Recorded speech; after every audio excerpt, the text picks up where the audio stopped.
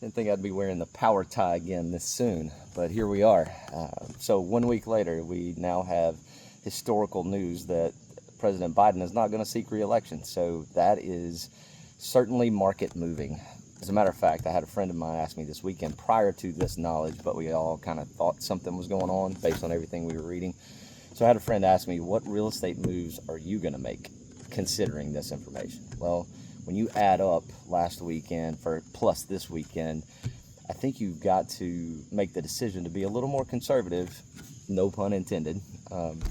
But you do have to be more conservative in what you're going to do, real estate wise, stock market wise, whatever. I had another friend ask me about the stock market, but let me just say that I am in the process of flipping a quadplex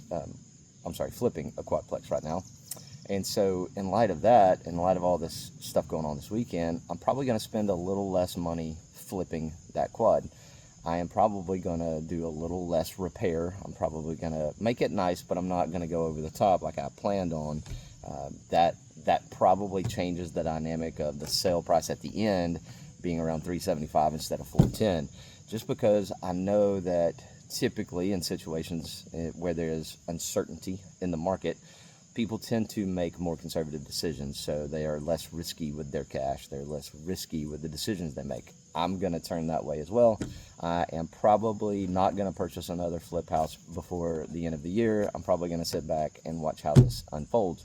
Now, that's not to say that you shouldn't buy a house if you're in the market to buy a house. Me as an investor, flipping a house is different than you paying rent right now and deciding to go purchase a home. There are a lot more factors involved, so understand when I say I'm not going to buy a house doesn't mean that if you're renting an apartment, you shouldn't buy a house. Here's what I will tell you, though. If you are buying a house, maybe if you were looking at $275, now you're looking at $250. If you're a move-up buyer and you were going to go from $300 to $500, maybe you go from $300 to $425, $450, something like that.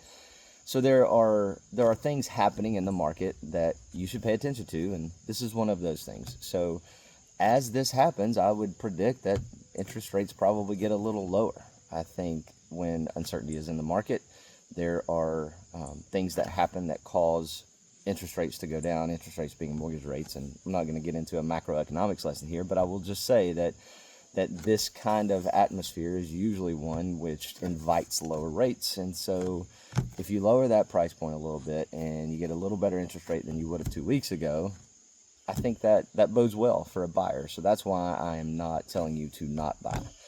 Personally, the interest rate doesn't matter as much to me as a flipper. It doesn't matter as much to me as an investor. So the interest rate does matter, just not as much. So there's that. On the seller side, if you were going to list and try to press the market and try to get the absolute max that you could from your home, I think you probably need to bring that back a little bit. I think you probably ought to reduce the price by 5% or so, so that you can make up the difference for this more conservative mindset that I think the buyer pool is going to have. Certainly the buyer pool that's paying attention. So those are my thoughts. That's what I am doing related to this Biden announcement.